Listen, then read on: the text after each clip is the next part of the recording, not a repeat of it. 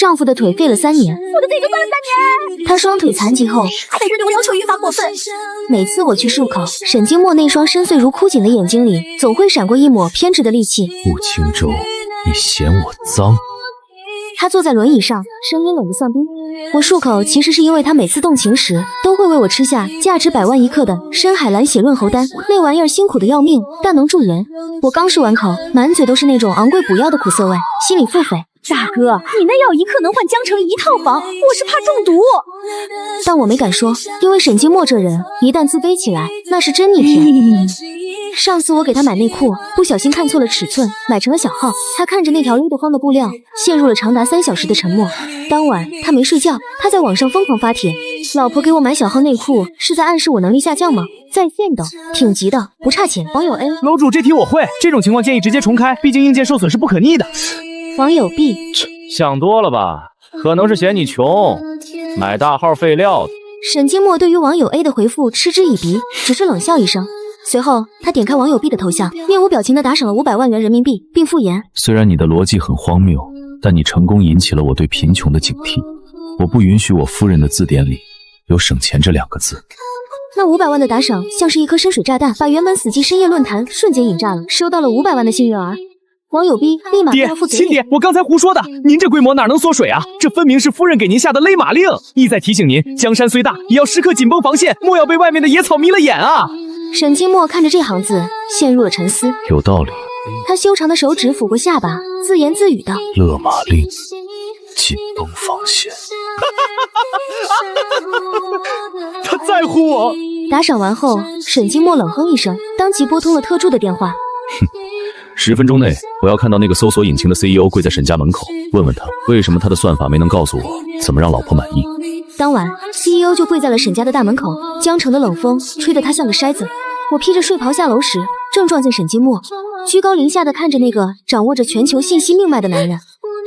沈总，我们已经紧急优化了算法，老婆嫌内裤小这一关键词，现在默认搜索结果第1条是那是对您雄风的极致赞美，第2条是他是怕您太招摇，这是独占欲的表现。沈金墨转动着手上的蓝宝石戒指，语气淡漠。晚了，我刚才已经把你们公司买了，明天改名叫青州搜，以后所有涉及我夫人的负面词调直接全网抹除。我站在楼梯口，手里的漱口杯差点摔碎。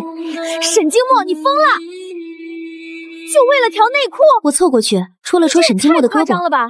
不就是搜个攻略吗？至于把人逼成这样？他转头看我，眼底的偏执褪去。我怕你不满意，怕你觉得我是个废人，配不上你。我心里一软，伸手揉了揉他的头发。傻瓜，我从来没嫌过你，我就是觉得那药太苦了，漱漱口而已。他愣了一下，随即嘴角勾起一抹不易察觉的笑，伸手握住我的手。苦就对了，那是深海蓝血润髓丹，1克100万，能驻颜美容。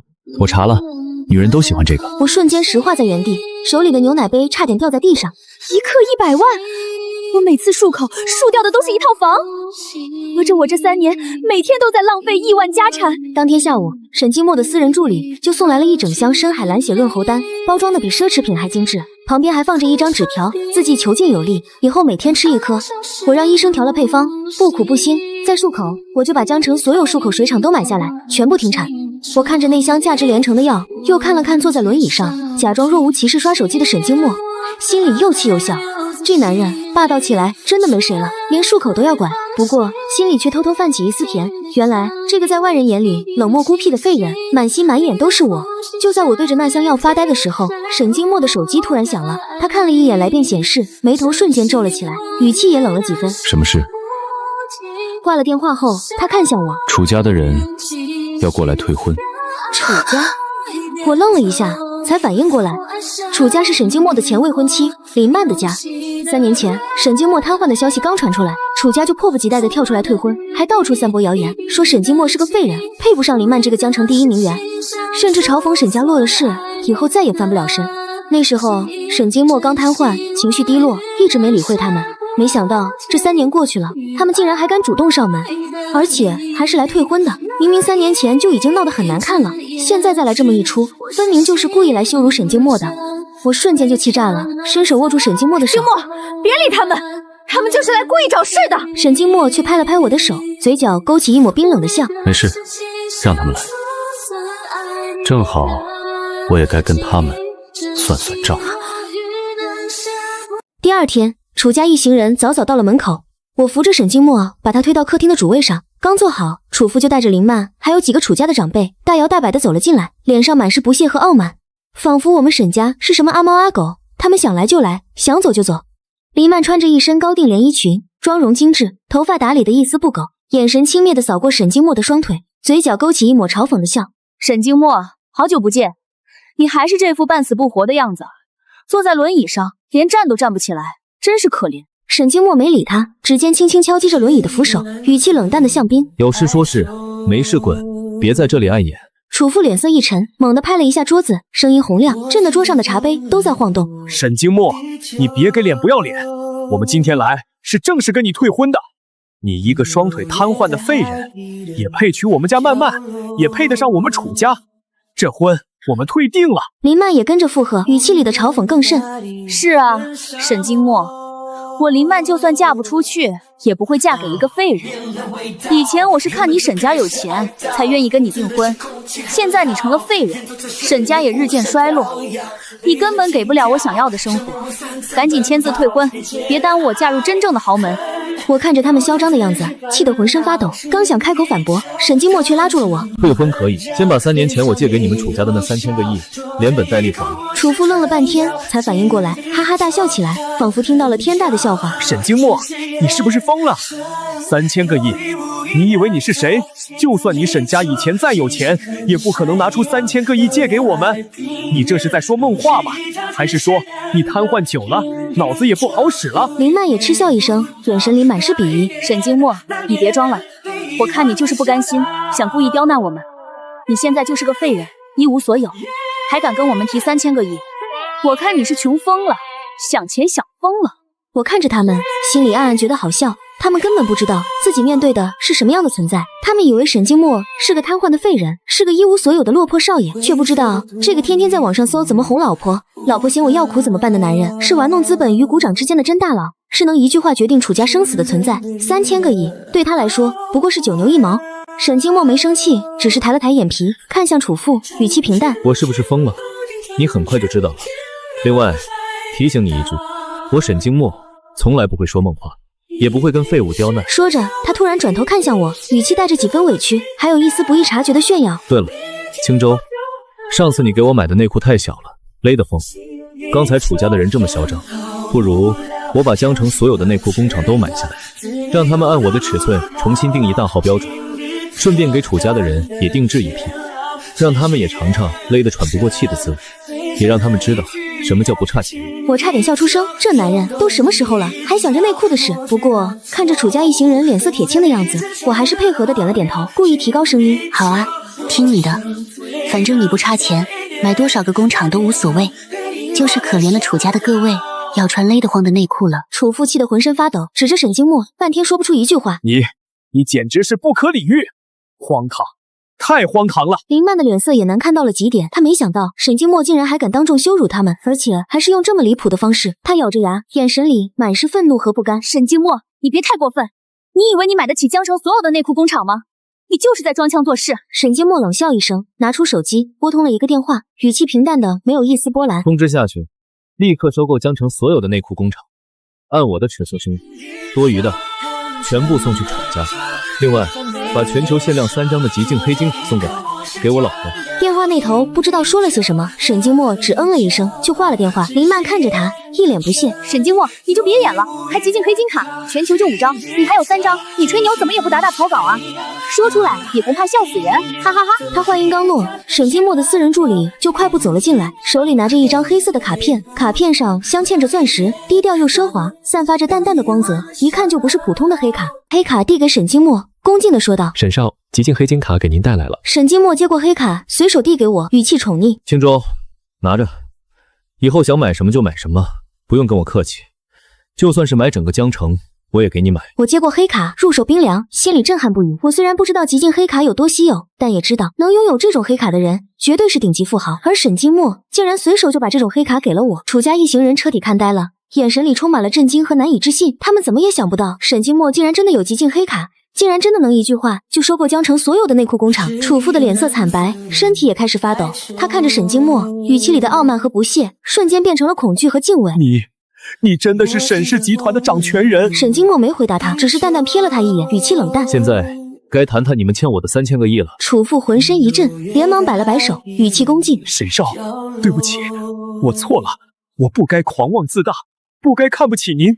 那3000个亿，我们现在就还，求您高抬贵手，放过我们楚家吧。他刚才还嚣张的不行，现在看到沈金墨的实力，瞬间就怂了，连腰都弯了下去，哪里还有半分刚才的傲慢？林曼也慌了，他脸上的嘲讽和不屑瞬间消失得无影无踪，取而代之的是惊恐和害怕。他看着沈金墨，眼神里充满了难以置信。他怎么也想不到，自己一直看不起的废人，竟然有这么大的实力，竟然能随手拿出极境黑卡，能一句话收购江城所有的内裤工厂。他突然想起自己刚才说的话，脸上一阵红一阵白，恨不得找个地缝钻进去。他连忙走到沈金墨面前，脸上挤出一个谄媚的笑容。沈少，对不起，我错了，我不该嘲笑您，不该跟您退婚，您原谅我好不好？我愿意嫁给您，我愿意一直陪着您，再也不离开您了。沈金墨看着他，眼神里充满了厌恶和不屑，语气冰冷。你也配？当初你跟着楚家一起嘲笑我，一起散播我的谣言，现在看到我有实力了，就想回来嫁给我。林曼，你也太把自己当回事了，你连给我老婆提鞋都不配。说着，他伸手把我搂进怀里，语气宠溺。我这辈子只爱青州一个人，除了他，谁都入不了我的眼。我靠在沈金墨的怀里，心里满满的都是幸福。看着林曼狼狈的样子，心里也出了一口恶气。这就是趋炎附势的下场。当初看不起别人，现在就只能被别人狠狠打脸。楚父看着林曼被羞辱，也不敢多说什么，只是一个劲的磕头。沈少，求您放过我们楚家吧，那3000个亿，我们一定想办法，还求您了。沈金墨冷笑一声，语气冷淡。放过你们？当初你们退婚的时候，怎么没想过放过我？当初你们散播谣言羞辱我的时候，怎么没想过放过我？现在知道怕了，晚了。他说着打了个响指，私人助理立刻上前递给他一个平板电脑。沈金墨点开平板电脑，递给楚父。自己看，这是你们楚家欠我的3000个亿的欠条，还有你们3年来散播我谣言的证据。现在要么立刻还钱，要么我就让楚家彻底从江城消失。楚父接过平板电脑，看着上面的欠条和证据，脸色惨白，浑身发抖。他知道沈金墨说得出就做得到，要是他们不还钱，楚家真的会彻底消失。就在这时，楚父的手机突然响了，他看了一眼来电显示，脸色瞬间变得更加惨白，连忙接起电话，语气恭敬的不行。王总，您找我。电话那头不知道说了些什么，楚父的脸色越来越白，身体也开始剧烈发抖，嘴里不停念叨着不可能，怎么会这样？王总，求您高抬贵手，放过我们楚家吧。挂了电话后，楚父双腿一软，扑通一声跪在地上，嚎啕大哭。沈少，我错了，我真的错了，我们楚家的资产被冻结了，我们根本拿不出3000个亿，求您放过我们吧，求您了。沈金墨看着跪在地上痛哭流涕的楚父，眼神没有一丝波澜，语气冷淡。现在知道错了，早干什么去了？当初你们那么嚣张，那么看不起我，现在知道怕了？我告诉你们，晚了。楚父一边哭一边不停磕头。沈少，求您再给我们一次机会，我们一定想办法还钱，求您别冻结我们的资产，求您了。沈金墨冷笑一声，机会？我给过你们机会，是你们自己不珍惜。另外，我刚才说的3000个亿只是本金，利息按日计算，1天1个亿，你们自己算吧。1天1个亿。楚父脸色惨白，瞬间瘫倒在地，眼神里充满了绝望。沈少，我们楚家就算把所有资产都卖了，也凑不齐这么多钱啊！求您高抬贵手，减免一点利息吧，求您了。沈金墨没理会他，而是打了个响指。就在这时，窗外突然传来巨大的轰鸣声，震得整个别墅都在发抖，吓得楚家一行人连连后退，脸色惨白。我们所有人都下意识地看向窗外，只见原本阴天的江城突然被一道金光笼罩，一道刺眼的金光垂直打在沈金墨身上，宛如神迹，把他整个人衬托得无比威严，仿佛是高高在上的帝王，让人不敢直视。楚家一行人彻底看呆了，他们怎么也想不到会出现这样诡异又震撼的一幕。我也愣住了，下意识地看向沈金墨，小声问：金墨，这是什么？直升机吗？怎么这么大的动静？沈金墨摇了摇头，嘴角勾起一抹得意的笑，语气平淡：不是直升机，这是沈氏私人的气象卫星。我刚才让他们调整了反射角度，就是想让楚家的人看看什么叫真正的实力，什么叫我说了算。他抬头看了一眼手表，语气依旧平淡，却带着一股不容置疑的威严。3分钟到了，楚家的股票现在应该比厕纸还便宜。话音刚落，楚父的手机又响了，这次电话那头传来的是一阵撕心裂肺的惨叫，声音大的整个客厅都能听到。董事长，不好了，我们的股票彻底崩了，现在一文不值。还有，我们的所有银行账户都被冻结了，1分钱都取不出来了。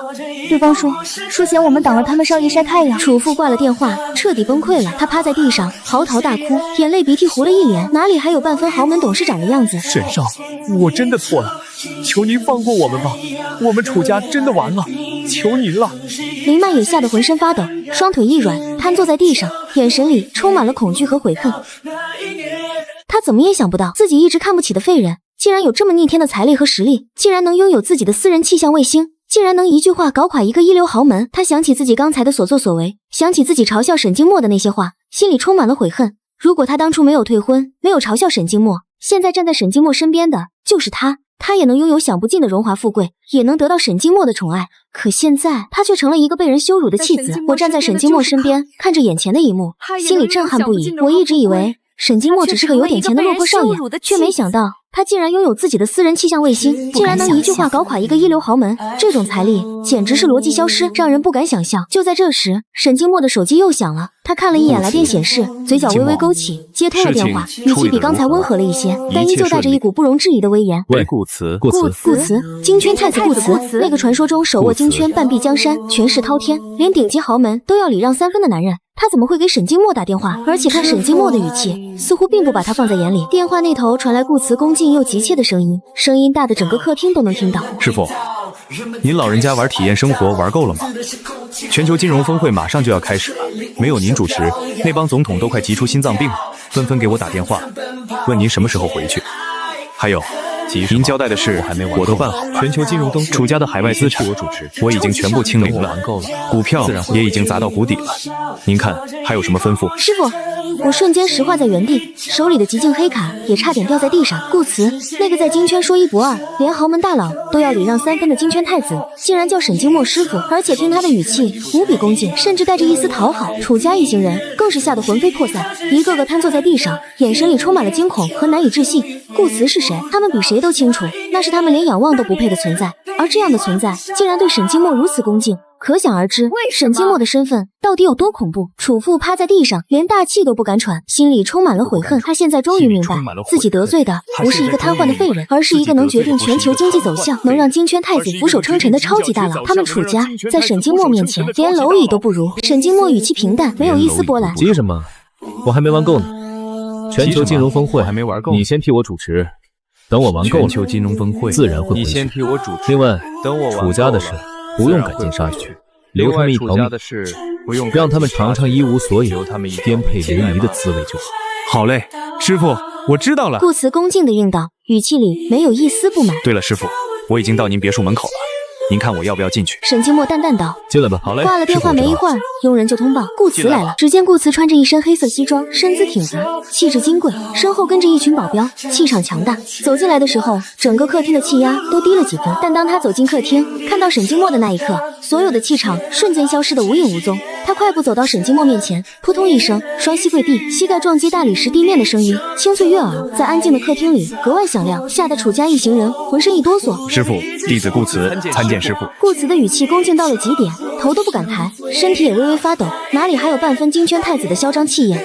这一幕彻底刷新了我和楚家一行人的认知。谁能想到，那个权势滔天，连顶级豪门都要礼让3分的金圈太子，竟然会给一个瘫痪的男人下跪，还一口一个师傅。我站在旁边，整个人都懵了，脑子里一片空白。原来我那天天在网上搜怎么哄老婆，老婆嫌我要苦怎么办的男人，不是什么自卑的废人，而是全球经济的亲爹，是金圈太子的师傅，是能一句话决定一个豪门生死，能让总统们急得团团转的超级大佬。林曼看着顾慈，眼神里充满了震惊和嫉妒，眼泪忍不住掉了下来。他一直想攀高枝，想加入顶级豪门，想认识顾慈这样的人却没想到自己一直看不起的沈静默竟然是顾慈的师傅。如果他当初没有退婚，没有嘲笑沈静默，现在站在沈静默身边的就是他，他也能得到顾慈的恭敬，也能拥有享不尽的荣华富贵。可现在他却一无所有，甚至还要面临颠沛流离的下场。沈静默低头看了一眼跪在地上的顾慈，语气平淡：“起来吧，别在这里跪着，影响我心情。”谢师傅。顾慈连忙站起来，恭敬地站在一旁，低着头，不敢有丝毫懈怠，连呼吸都变得小心翼翼。林曼看着眼前的一幕，心里的嫉妒和不甘越来越强烈。他突然鼓起勇气，爬起来，快步走到顾慈面前，脸上挤出一个谄媚的笑容。顾太子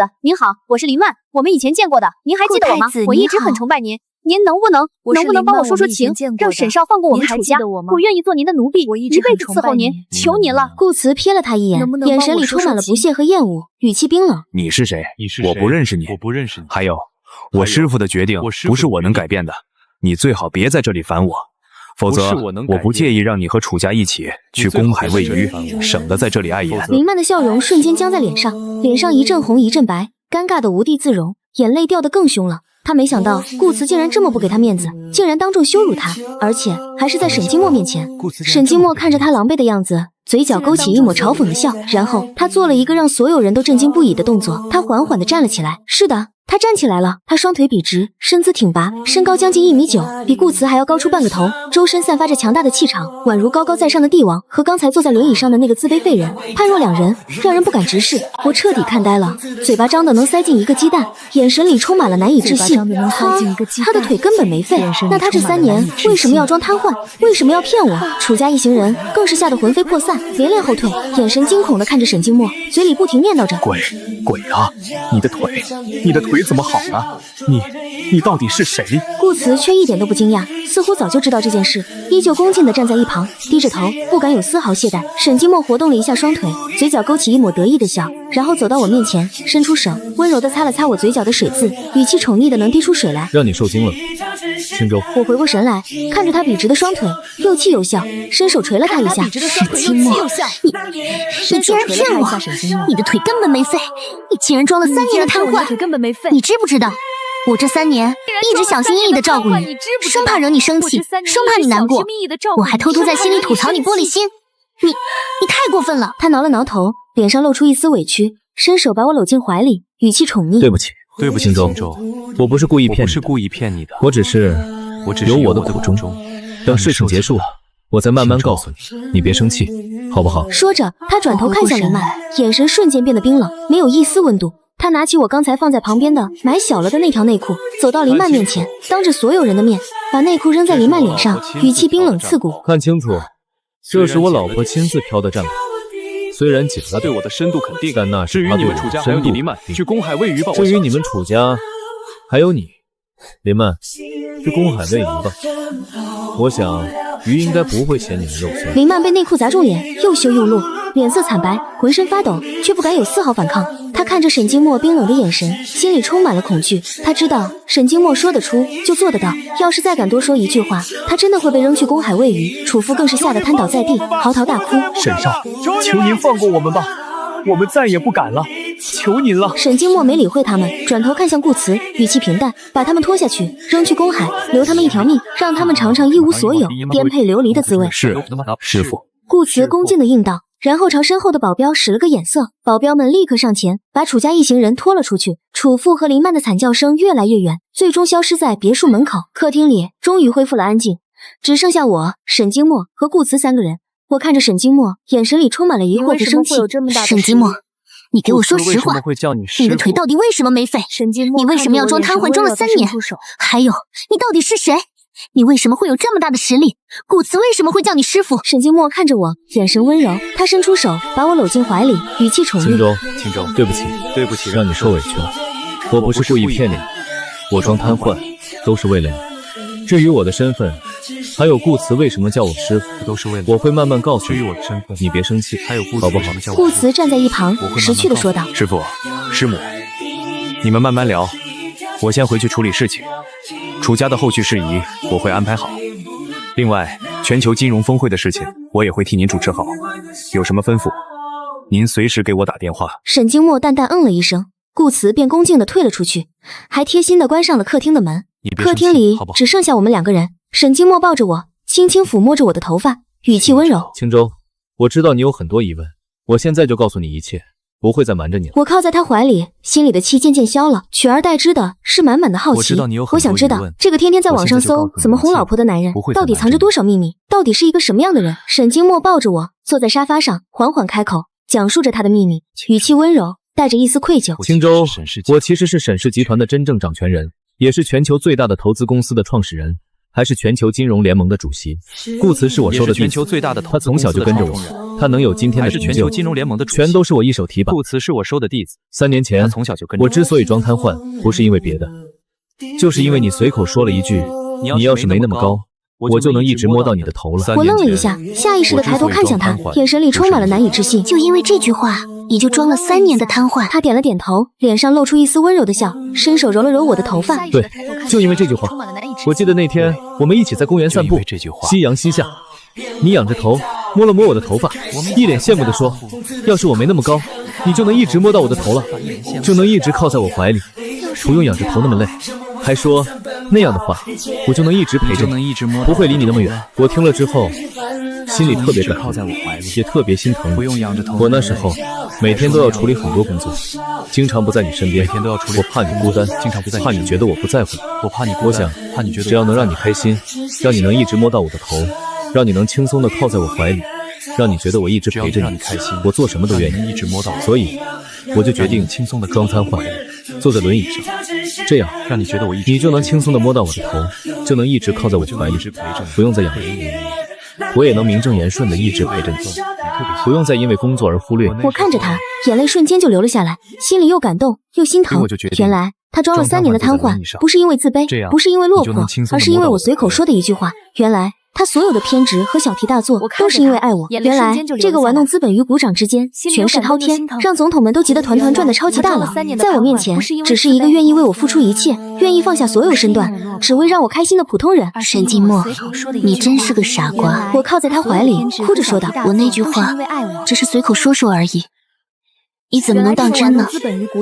你装了3年的瘫痪，一定很辛苦吧？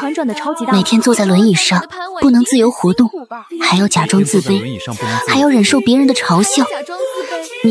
你为什么不告诉我？他轻轻擦去我脸上的眼泪，语气温柔，带着一丝愧疚。不辛苦，一点都不辛苦。